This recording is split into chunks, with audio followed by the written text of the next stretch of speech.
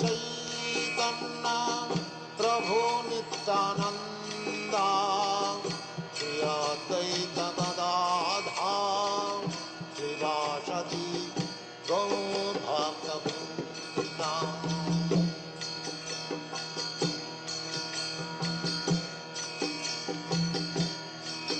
Hare Krishna,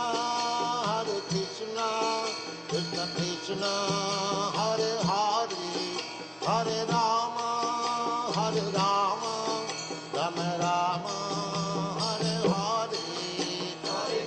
Hare Krishna, Krishna Krishna, Hare Hare, Hare Rama, Rama Rama, Hare Hare.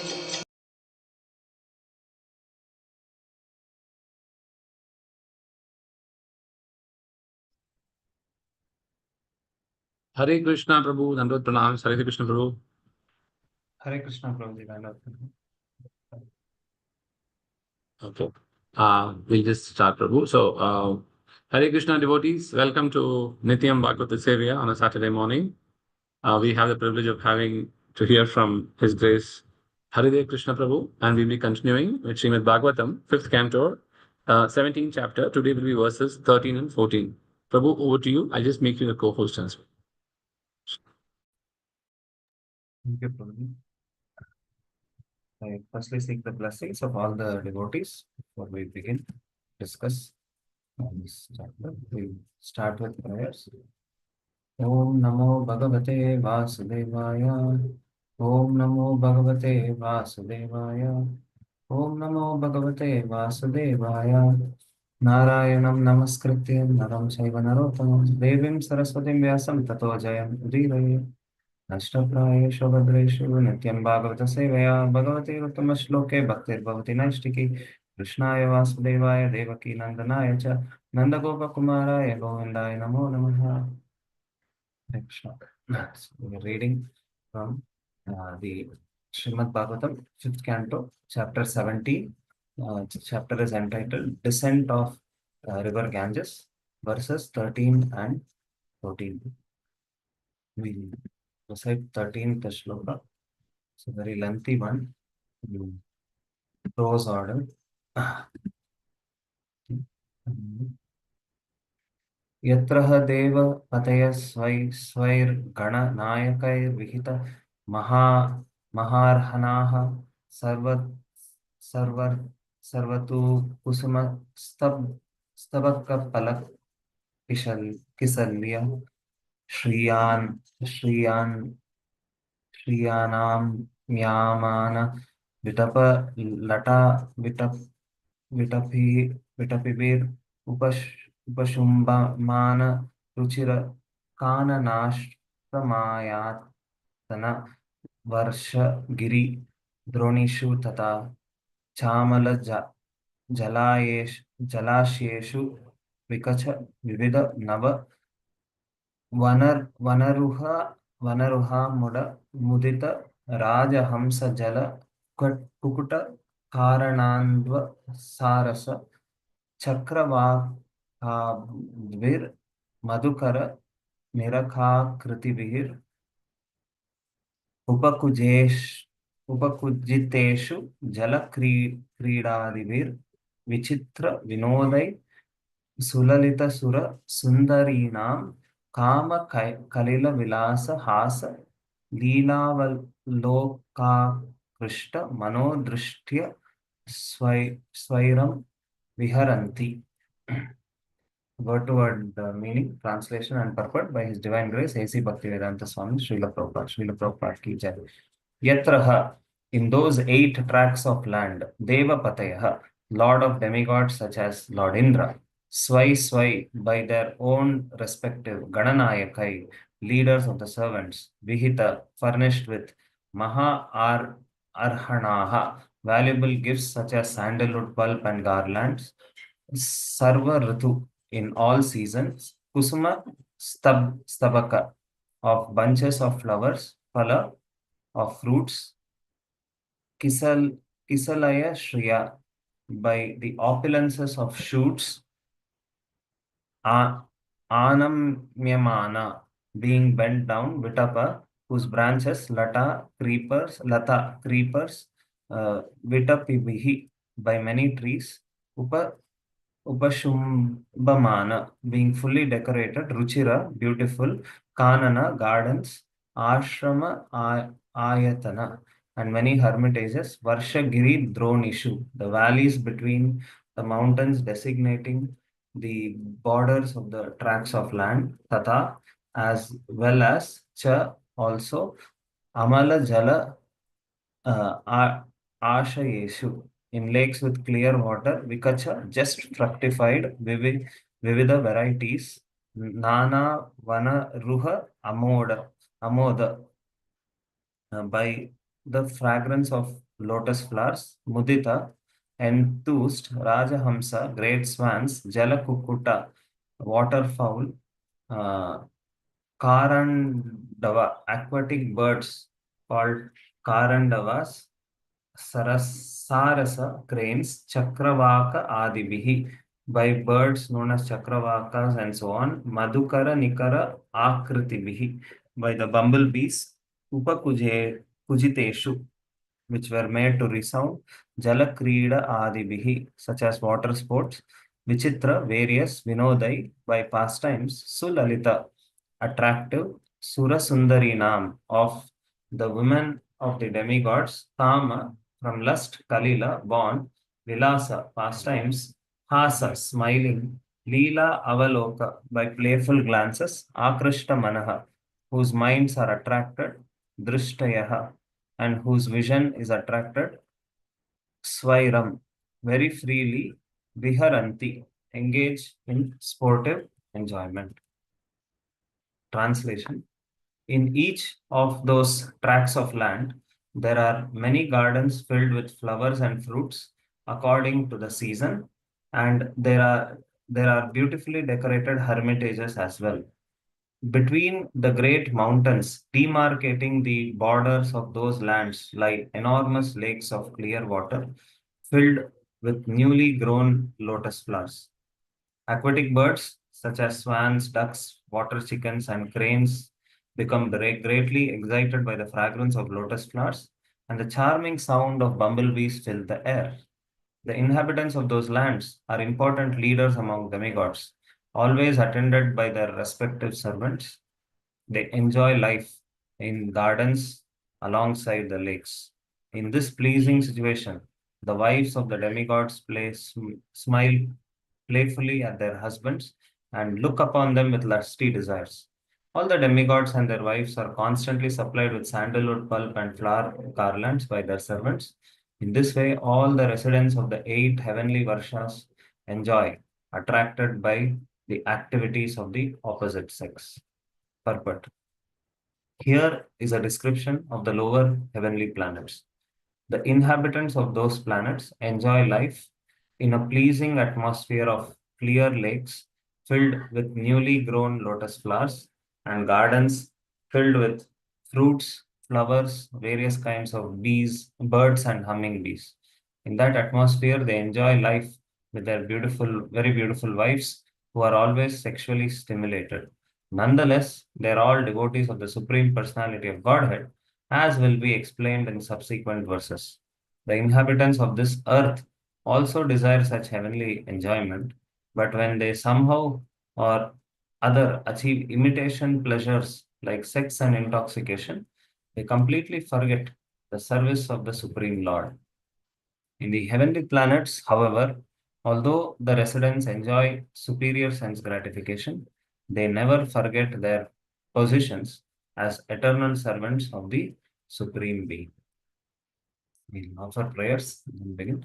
Om Ajnanatimirandasya Jnananjana Shalakaya Chakshurunmititam Yena Tasmai Shri Gurave Namaha Shri Chaitanya Manobhishtam Sthapitam Yena Bhutale Swayam Rupa Kadamahyam Dadati Swapadantikam Vandeham Shri Guru Shri Yuta Padakamalam Shri Gurun Vaishnavamsya Shri Rupam Sagrajatam Sahagana Raghunatham Tam Sajivam साद्वैतं सावधूतं परिजना सहितं कृष्ण चैतन्य देवं Shri Radha Krishna Padan Sahagana Lalita Shri Vishakhanvitamsya Nama Om Vishnu Padaya Krishna Prestaya Bhutale Srimate Bhaktivedanta Swami Niti Namini Namaste Saraswate Deve Gauravani Pracharine Nirvishesha Shunyavadi Pasyate Desha Tarine Namo Mahavadanyaya Krishna Prema Pradayate Krishnaya Krishna Chaitanya Namane Gauravatrishe Namaha He Krishna Karuna Sindhu Dinabandhu Jagatpate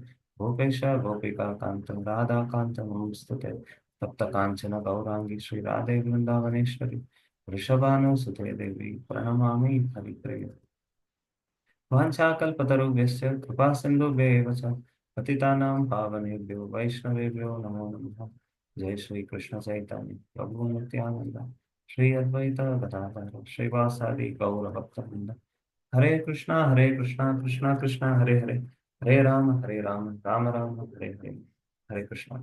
So again seek the blessings of all the devotees before we begin. So this chapter is entitled as the descent of river Ganges.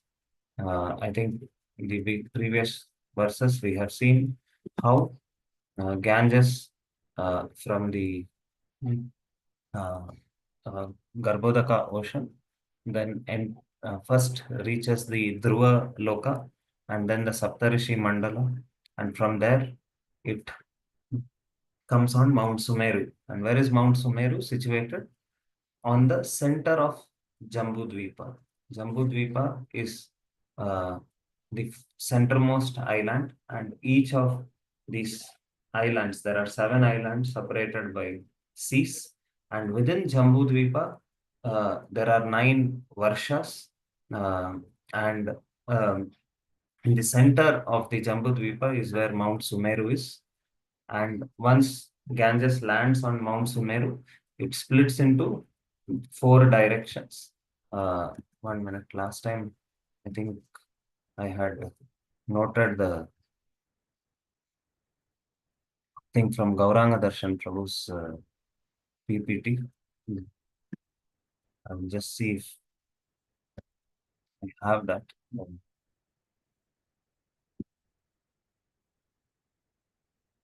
Yes. So once we see the form of picture, maybe it will be easy for us.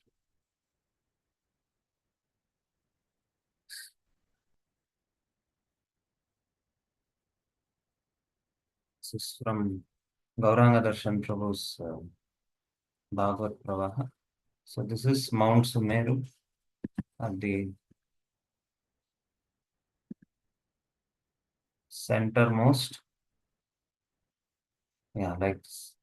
So Jambudvipa is surrounded by saltwater ocean, and Ganges from Saptarishi Mandal comes to Mount Sumeru, and it splits into 4 directions: east, west, north, and south. The south part of Ganges is called Alakananda, and this Jambudvipa is further divided into 9 varshas.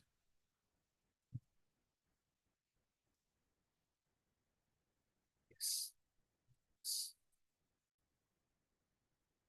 These are the 9 varshas, and Mount Sumeru is in this centermost place called Ilavarta Varsha. And each of these varshas are separated by mountain ranges. We saw in this purport that the valleys surrounding the mountain ranges, they're talking about all these mountain ranges. And the Ganges flows. You see here, it flows through all of them over the mountains. And this is Bharatavarsha, the southernmost place. This part is Bharatavarsha.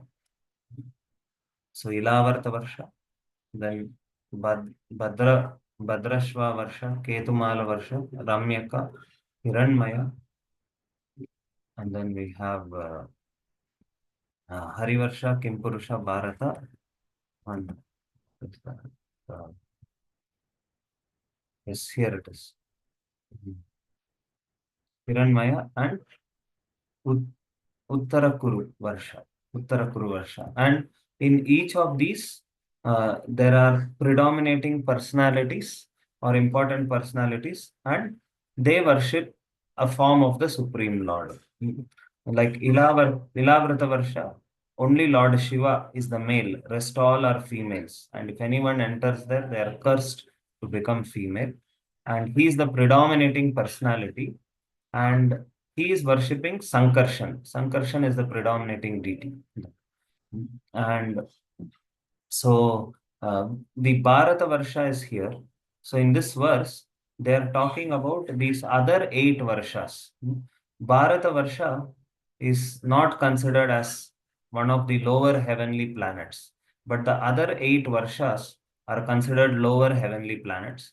Bharata Varsha is called as the place of fruitive activities. That means there is enjoyment and suffering based on our past karma and our current karma, karmic activities like that. So in all other places, there is heavenly enjoyment. Why is it called lower heavenly planets? Some our acharyas also explain sometimes people, after staying in higher heavenly planetary system, once their period is over there, they come to these lower heavenly planets to exhaust few more of their pious activities, and then again they are given a chance to be born, or if they perfect their life from here, they can also go back to God like that. So same way, there is Bhadrashva Varsha, where higher Shirša is the predominating deity. And then here Ketumala Varsha, Lakshmi and other demigods are predominating personalities. And they worship Rishikesha. In Hari Varsha, Prahalad is the predominating person, worshipping Narsimha. In Kimpurusha Varsha, the inhabitants like Hanuman worship Lord Ram. And in Bharata Varsha, Narada is the predominating personality and he worships Naranarayan Rishi like that.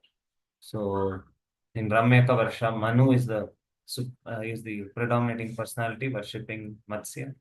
Then in Hiranmaya, Aryama worships Kurma like that.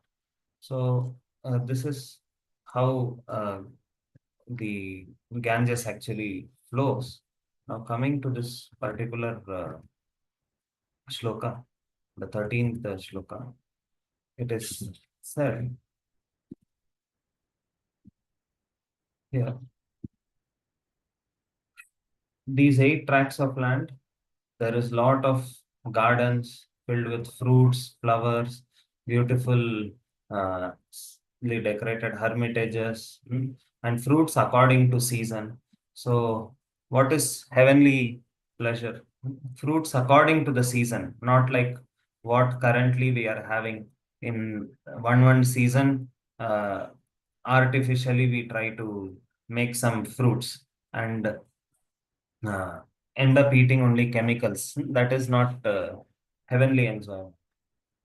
And between the great mountains demarcating these varshas, there are lakes filled with clear water with newly grown lotus flowers.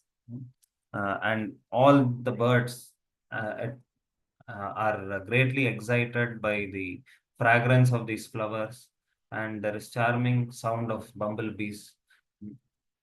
And there are servants who regularly attend their masters or the leaders of the demigods, and they enjoy water sports alongside the lakes. They enjoy with their female counterparts. That will be said. And then Prabhupada in the purport is saying, although there is so much enjoyment available here, it is said the residents of these 8 Varshas are attracted by the activities of the opposite sex. So Prabhupada is saying here that they're always sexually stimulated, but nonetheless, they are all devotees of the Supreme Personality of Godhead. And the inhabitants of this earth, what is the difference between here and these other Varshas? In the other Varshas, people are in a higher state of consciousness. Even in the previous shloka, it was mentioned that in these 8 Varshas, people live 10,000 years and they enjoy sexual union, but when there is only balance of 1 year of life, then the wife conceives a child, like that. So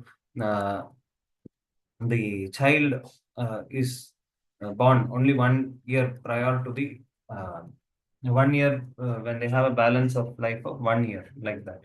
And the standard of pleasure, heavenly pleasure, is like that of human beings who lived in Treta Yuga, this said here. So unlike Gaurang Darshan Prabhu was mentioning, more lower we go in terms of consciousness, we see more people are actually captivated by sex desire.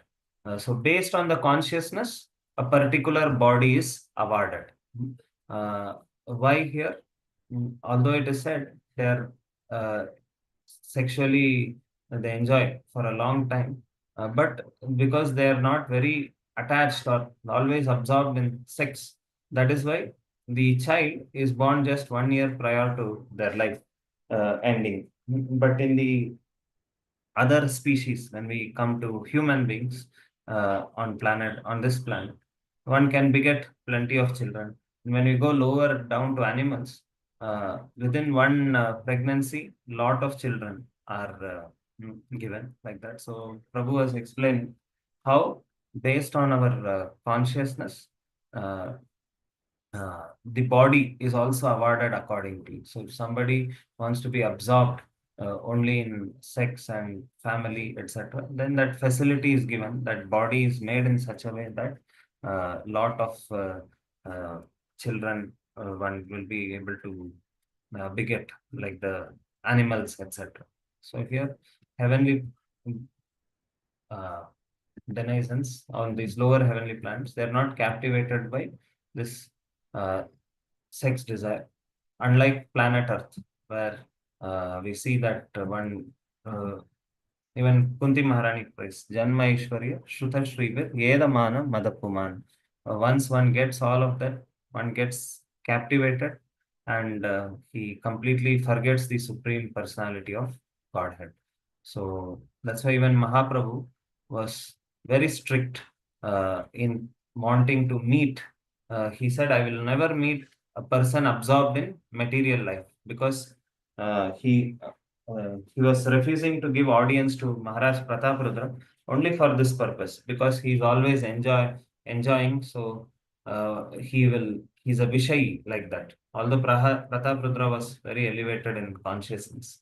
So even in Ramayana, we see Sugriva, he had promised Lord Ram that once you help me to gain back my kingdom, I will help you to find Mother Sita. So Lord Ram killed Vali. Sugriva got back his kingdom, and it was rainy season. So Sugriva, after a long time, he got back his heavenly kingdom. He became absorbed in the heavenly pleasure, I mean, in the kingly pleasures, and became intoxicated and with women, wine, etc. He forgot his promise. And although 4 months were over, Ram, Lakshman were waiting. He never came. Then finally, Lakshman went angrily to Sugriva. And then Sugriva realized his mistake. So, this is the nature of the enjoyment in this world. When we try to get imitation pleasures, we completely forget the supreme personality of Godhead. However, in the heavenly planets, they are not like that. Now, what is the proof that they are not like this?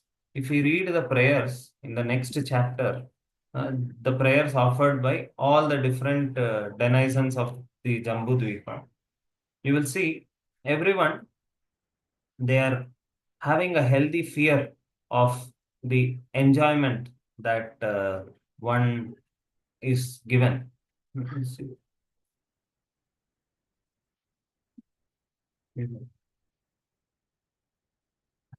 Here also you'll see.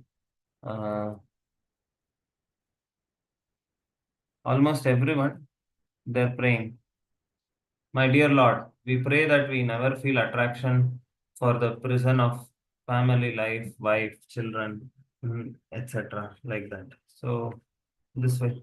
mm, mm, for a person who is constantly and eagerly uh, hearing the narrations of Lord's activities, uh, his heart is cleansed of all contamination, like that. So they're very conscious, and all the demigods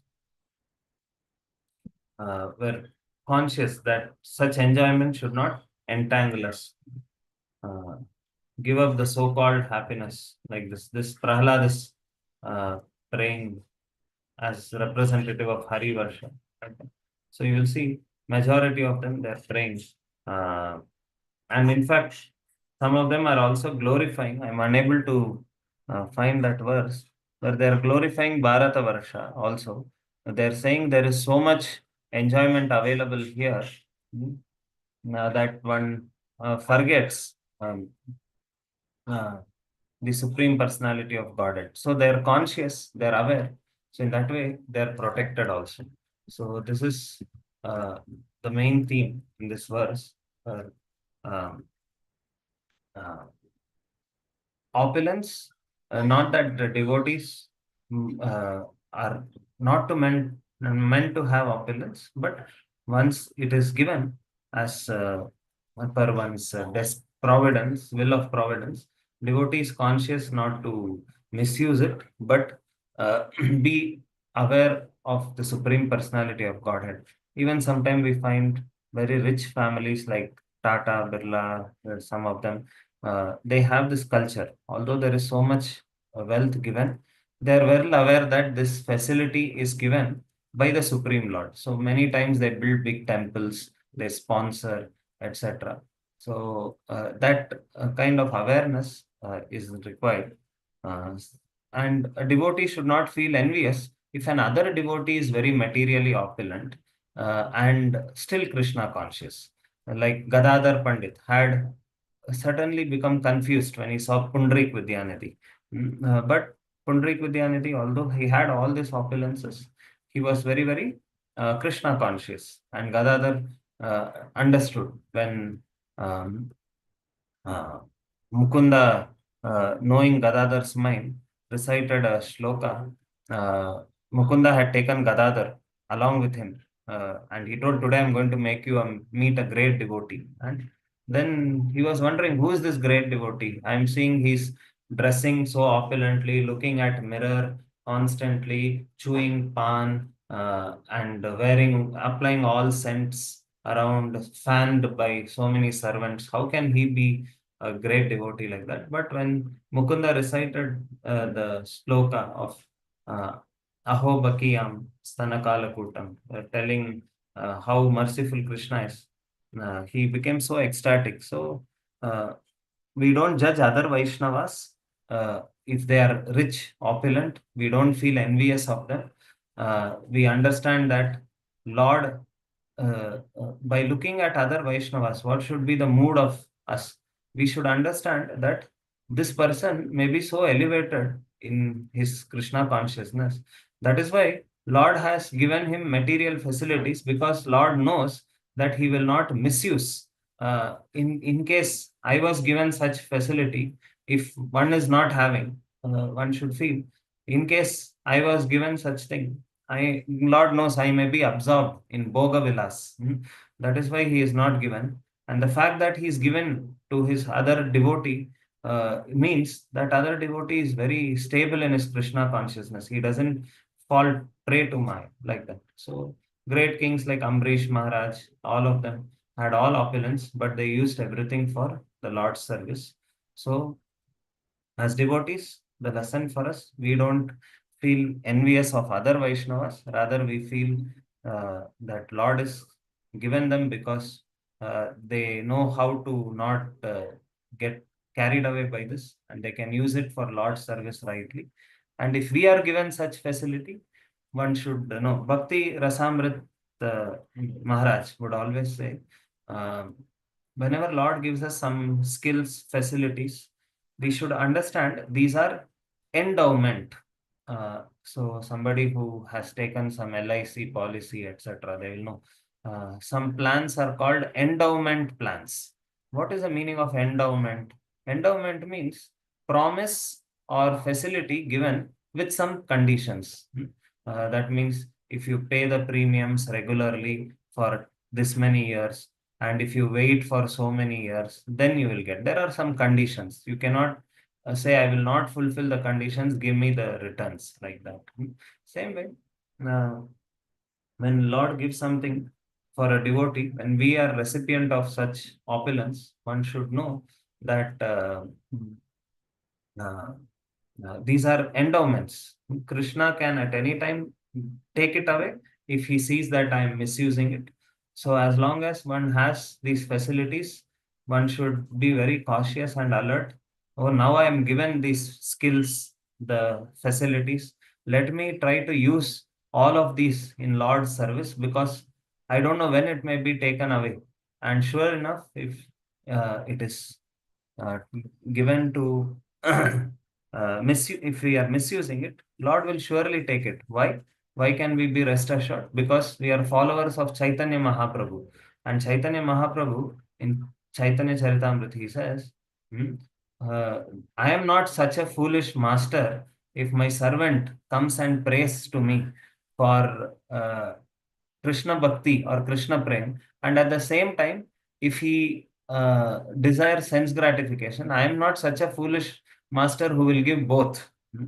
Just by giving him the nectar of my lotus feet, I will make him forget sense gratification, like that. So we can offer prayers to Chaitanya Mahaprabhu.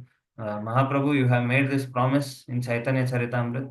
So whenever you see my dirty mind, when some facilities are given, it has a tendency to go towards sense gratification. As you have made the promise, kindly take charge of my life and give me the nectar of your lotus feet so that I can forget sense gratification and sense pleasure, like that. So we can pray and be very cautious. So that is something that we can learn from this verse. Hmm. And in the next shloka, this is a very short one. नवसु अपि वर्षेषु भगवान् नारायणो महापुरुषः पुरुषाणां तद् अनुग्रहायात्मा तत्त्वव्यूहेनात्मा आत्मनाद्यापि सन्नि सन्निधीयते.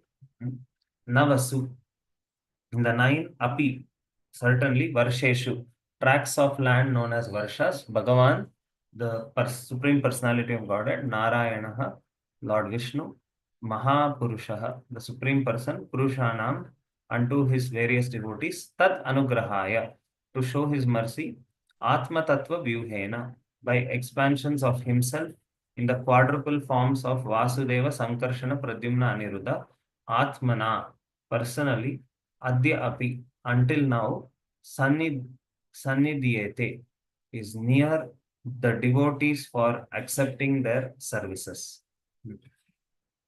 Translation. To show his mercy to his devotees in each of these nine tracts of land, the Supreme Personality of Godhead Narayana expands himself in his quadruple principles of Vasudev, Sankarshan, Pradyumna, and Aniruddha. In this way, he remains near his devotees to accept their service. Purport. In this connection, Vishwanath Chakravarti Thakur informs us that demigods worship the Supreme Lord in his various deity forms, Archa Vigraha, because except in spiritual world, the Supreme Lord cannot be directly worshipped in person. The material world, Lord is always worshipped as Archa Vigraha, or the deity in the temple. There is no difference between the Archa Vigraha and the original person, and therefore those engaged in worshipping the deity in the temple in full opulence, important here, those engaged in worshipping the deity in the temple in full opulence, even on this planet, should be understood to be directly in touch with the Supreme Personality of Godhead without a doubt. As enjoined in the Shastras, Arche Vishnu Shiladir Gurushu Naramatir. So this famous sloka, if one says Vishnu Archa Vigraha is only a Shila or a idol, and if he sees Guru as an ordinary human being, such a Buddhi is called Naraka Buddhi. One should not treat the deity in the temple as stone or metal, nor one should think that the spiritual master is an ordinary human being.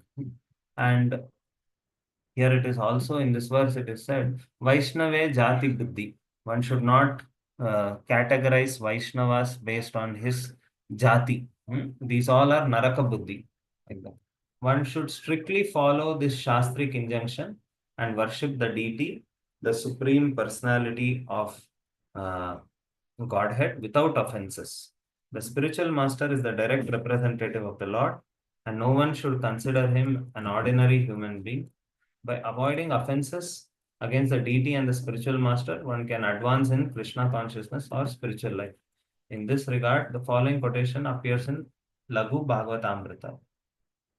Padme pramana vyoma purvadye dik chatushte vasudevadayo vyuhas chatvarah katitah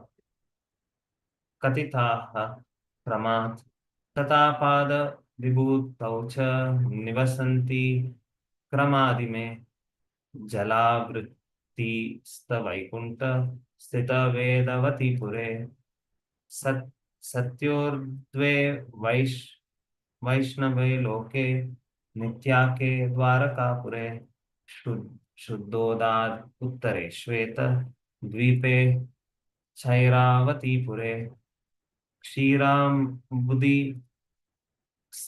स्थितान्ते क्रोध पर्यंक दामनि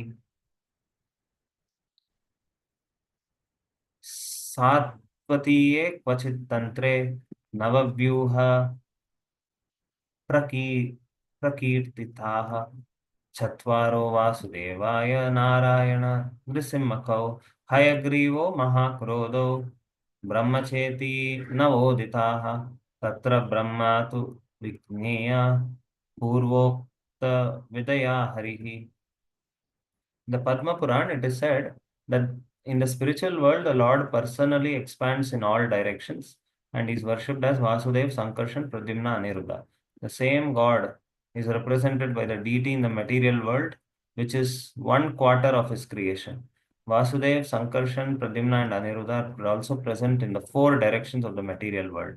There is a Vaikuntha Loka covered within the water in the material world, and on that planet is a place called Vedavati, where Vasudev is located. And another planet known as Vishnu Loka is above Satya Loka, and there Sankarshan is present. In Dwarakapuri, Pradyumna is the predominator. On the island known as Shvetadvip, there is an ocean of milk, and in the midst of that ocean, there is a place called Airavati Pura, where Aniruddha lies on Ananta. In some of the Satvata Tantras, there is a description of the 9 Varshas and the predominating deity worshipped in each of these Varshas. Vasudeva, Sankarshana, Pradyumna, Aniruddha, Narayana, Narasimha, Hayagriva, Mahavaraha, and Brahma. The Lord Brahma mentioned in this connection is the supreme personality of Godhead. When there is no fit human being to empower as Lord Brahma, the Lord himself takes that position of Lord Brahma. Tatra Brahma tu Vigneya Purvokta Vidaya Harihi. Vidaya Harihi. That Brahma mentioned here is Hari himself. So here in this purport, just 1 minute. In this purport, it is mentioned how the deity form, Lord out of his mercy. Just 1 minute.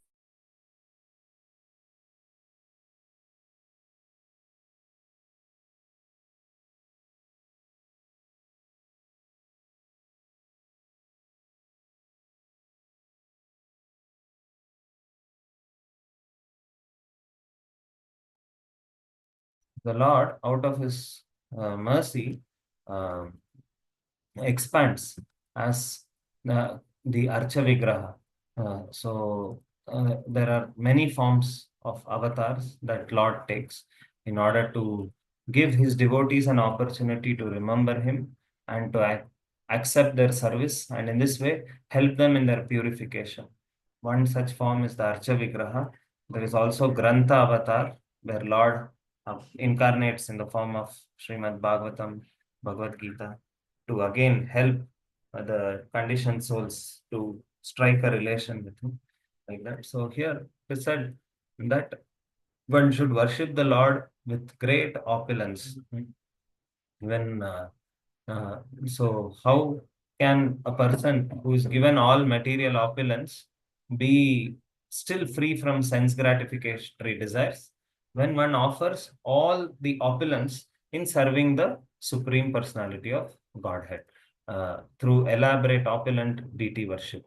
So that way, all whatever is given to him, if one uses in serving the deity form, then the desire for personal enjoyment will slowly go away. We know one very famous disciple of Bhakti Siddhanta Saraswati Thakur. I think his name was Dina Bandhu Prabhu, I think. I'm not able to recollect exactly.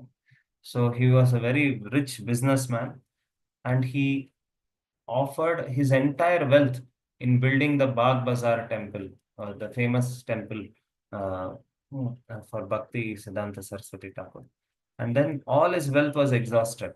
And then he asked for permission from the Supreme, from Bhakti Siddhanta Saraswati Thakur, that uh, I don't have any other source of income or wealth. I have offered everything for constructing the temple. May I also be granted permission to stay in a small room in your mutt, like that? So Bhakti Siddhanta Saraswati Thakur was so happy with this devotee who offered everything. So this is the standard of a pure devotee. One.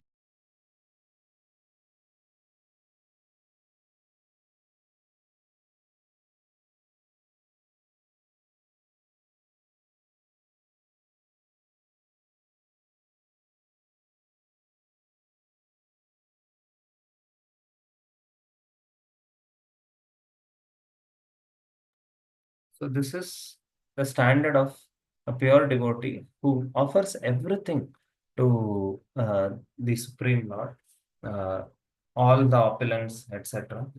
Same way, uh, whenever one sees some um, uh, nice foodstuffs or one wants to eat, initially our bhakti starts with offering everything to Lord first, although we may have a desire to enjoy. Then by accepting the remnants of the Lord, slowly our senses get purified. Rishikesha Sevanam, right? Rishikesha Sevanam Bhaktir Uchyate. So that is how we do. We offer initially the desire for enjoyment is high. So all the things we offer to Lord, by taking the remnants of that, then slowly our desire for sense gratification goes off, and then we find happiness. So whenever we go to holy place like Vrindavan, why are Vrajavasis considered topmost? Even now, if you go, what is the difference between Bangalore and Vrindavan? In Bangalore, there are so many malls uh, for our own decoration. Big malls, shopping malls, Reliance, Trend, that, this, everything for our decoration. And somewhere in Shanti Nagar, one small place, our devotees know where DT dresses are available. So this is Bangalore. For Lord's decoration, you have to search one or two places in Bangalore you will find. But for our decoration, so much is there. Our sense gratification, so much is there. How many hotels, restaurants are there in Bangalore? So many for our sense gratification. But what is Vrindavan? Even now, the North Vrindavan. You go to Vrindavan, so many shops only for Lord's paraphernalia, for Lord's decoration. What about their own clothes? That you will find one or two shops like that. So even today, Vrindavan is like that. For Lord's thing, uh, opulence, everything is given. And every owner of this one, he builds one guest house, etc. And in the guest house, he installs deities. They offer bhog to the deity, and they're served prasadam. So in Vrindavan, any guest house you go, many of these guest house, there is the deity installed. Most of the places there is bhoga offering also, so like that. So this is how Vrindavan consciousness is offer everything to the Supreme Lord. So the Lord mercifully takes the deity form in order to help the devotees to serve. Hmm. And I also have shared previously also that by doing deity worship, uh, and offering things to the Lord, our unnecessary hankering for sense gratification will go. So when we were staying in the voice or base, it was a strict standard. You cannot take anything which is not offered to the Lord. So once I was asking Chakrapani Krishna Prabhu that it is summer season, Prabhu. I feel like drinking tender coconut. Uh, can I take? Because we were not allowed to take tender coconuts unless it is offered to the Lord. So then Prabhu said, yes, you can, but you should bring the tender coconut here, cut it, offer it to the Lord, and then only take it. Then I said, okay. And 2 3 days I did. Then by sometimes it may be a genuine requirement for the body. Sometimes it may just be a titillation of the mind. That 2 3 days I did all this. Then I saw that, oh, it is a laborious process, bringing it, cutting it, offering, then again cleaning the DT plates, etc. So much of thing is there for tender coconut. Then slowly the thriving for drinking tender coconut also reduced. So when we take all the laborious efforts to serve Lord, two things will happen. One, by serving the Lord, the senses also get the agitation reduces, and sometimes by following rules and regulations, the unnecessary hankerings of the mind, seeing the labor involved. Even Srila Prabhupada would say that when one is very attached to sex life, if he does the grahastha dharma, where he takes care of family, maintains, etc., then he will understand, oh, for that enjoyment, the amount of suffering I had to take was so much. Therefore, he eventually gives up that thought of enjoying mentality also. Unlike the modern situation where people don't want to take responsibility of family, but only want sex enjoyment like that. So the Vedic practices are given in such a way that eventually the unnecessary hankerings of the mind are reduced. So these are few thoughts that I wanted to share. Please forgive me if I spoke something inappropriate. Hare Krishna, Krishna Krishna, Hare Hare, Hare Rama, Rama Rama, Hare Hare. Hare Krishna Prabhu, thank you so much. Thank you for the wonderful class. You covered many things. I just covered a few part of it over here. In terms of you talked about how the heavenly planets are located, and then you talked about though they are lowly heavenly planets, also there's a lot of facilities for sense enjoyment, and but still they never forget Krishna. They are still devotees. That's one thing, something very important to know that as well. You talked about how they live for 10,000 years and only they conceive 1 year before they leave the planet, so they're not attached in many ways. You also talked about devotees. They're never envious of um, opulent persons or devotees. You took the wonderful example of how actually Gadadhar Pandit was thinking about Pandit Vilyanidhi. Then you talked about the endowment part of it, which is very nice. I just learned it very differently today, that it is opulent and facilities which you get, opulence with conditions. So, sorry. So if you engage all of them in serving Krishna, that's the best thing. And you talked about how even Chaitanya Mahaprabhu was advocating that he was totally avoiding materialists or people who are too much of enjoyment. So we should pray to Lord Chaitanya that we engage in God's service.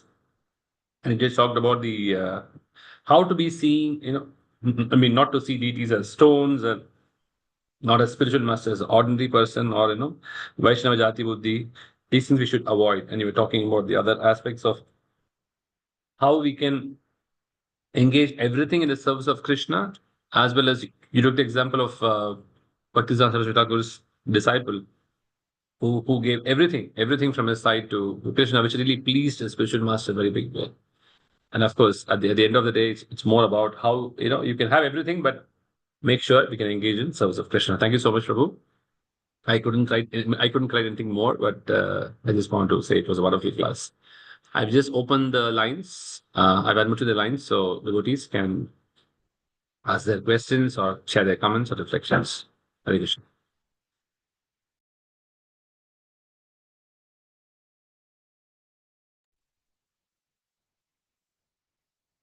Hare Krishna, Dandavat Pranams, Prabhu. Thanks for the wonderful class. Prabhu, the beginning, the first line of your class, Prabhu, about the Ganges, I couldn't catch it, Prabhu. Can you please repeat that, Prabhu? Oh, okay. The Ganges, all of us, the Did Ganges. you say something about Garbhodakasai, Garbha ocean, Prabhu? Yes. How did the Ganges take birth? When the Trivikrama, when Lord expanded as Trivikrama, and his feet touched the end of the universe and pierced, then the Garbhodaka ocean actually uh, came to this universe, and that is how the Ganges took its birth. When Lord's, why do we say Ganges is the water that has washed Lord's feet? Because it was Trivikrama whose feet touched the Garbhodaka ocean and pierced the universal covering, and This is then. where I had the doubt, Prabhu. Is it Garbha ocean or the causal ocean? Sorry, Prabhu? I think it is causal ocean, Mataji. Sorry, Oh. I'm wrong. So that's why I was not able to imagine how Ganges came. Yes. It is And then what causal happened, ocean. Prabhu? It is causal ocean, correct. Oh. Correct. And then what happened, Prabhu?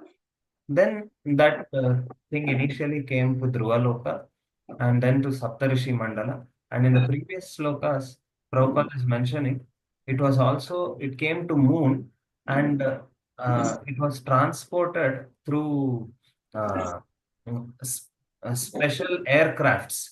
So then Prabhupada in that purport in the previous some of the verses is mentioning, our technology, we think we are very advanced, but with little fuel, we can maximum reach some nearby planet, then fuel is exhausted. But Vedic technology or the demigods have such a technology that water can be transported from Saptarishi Mandala to Moon Planet, and then from Moon Planet it comes to Mount Sumeru, and from Mount Sumeru it gets distributed to all the 9 Varshas, and of which Bharata Varsha is also one of them. And through the Himalayas, it crosses the Himalayas, and from Himalayas it comes to our place. That is what it is.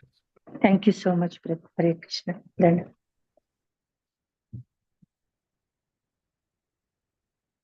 Yes, shall we end?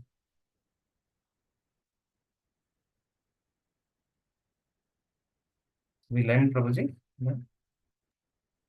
Yes, Prabhu. I mean, I was just thinking if anything else, any other thing has come. No, we have we have Daima Prabhu who's saying Hare Krishna. Thank you, Prabhu. Thank you, Prabhuji. So yeah, I think it was a very nice class. I know these are very little complicated topics. You have to, it's like a very a lot of things you have to imagine, which is beyond our imagine, at least beyond my imagination. But it's been put very nicely. So, and the point which you just covered, one of them I really liked it is you can have opulence, but you should also be able to know how to utilize it, engage in the service, and remain grounded. That's very, very important. So it's not like we have to run away from opulence, but yes, as you said rightly, we pray to Krishna to say maybe Krishna hasn't given us because we can't hold it. We will not be able to engage in our service. Thank you so much, Prabhu.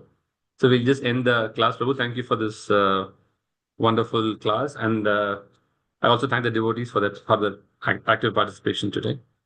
We just end with the Vaishnava Pranam, Prabhu. Vancha kalpatarusasya kripa sindhubhya Patitanam pavanebhyo Vaishnavebhyo namo namaha. Antakoti Vaishnava Vrinda ki jai. Jai. Srimad Vaishnava Bhagavatam, package. Srila Prabhupada ki Jai. Bhagavan. Thank you, Prabhu. Thank you. Tomorrow, I just want to make one announcement. Tomorrow, the program will start in the evening at 4:30 because we'll have the Association of His Holiness, Bhakti Swami Maharaj. So our sessions tomorrow will be in the evening. And Hare Krishna. Hare. I'll end the session, Prabhu.